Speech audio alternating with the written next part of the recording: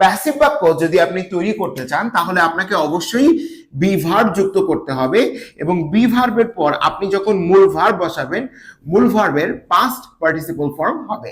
যেমন আমি যদি বলি আই সে, আমি বলি। আই এম সেইড, আমাকে বলা হয়। আই সেইড, আমি বলেছিলাম। আই ওয়াজ সেইড, আমাকে বলা হয়েছিল। আই উইল সে, আমি বলবো। আই উইল বি সেইড, আমাকে বলা হবে। আই এম সেইং, আমি বলছি, present continuous. I am being said, আমাকে বলা হচ্ছে। আই ওয়াজ সেইং, আমি বলছিলাম, past continuous. I was being said, আমাকে বলা হচ্ছিল, এটা প্যাসিভে past continuous. I have said, আমি বলেছি। আই হ্যাভ বিন সেইড, আমাকে বলা হয়েছে।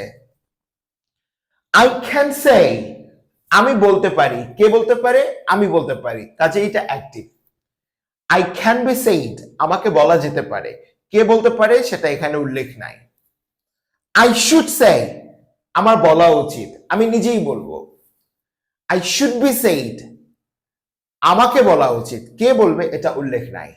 সহজ করে বললে, যদি আপনি বুঝতে পারেন বাক্যে কর্তাই কাজটা করছে সেটা অ্যাক্টিভ, আর যদি আপনি বুঝতে না পারেন যে কে কাজটা করছে সেটা প্যাসিভ।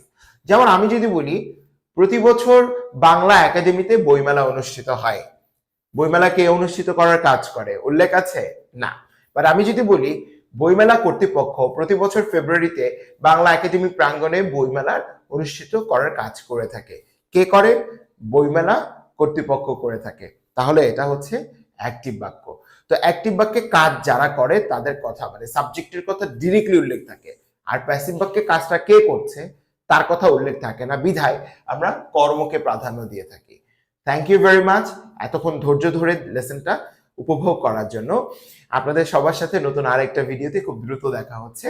সবাই ভালো থাকবেন এবং সুস্থ থাকবেন। আল্লাহ হাফেজ।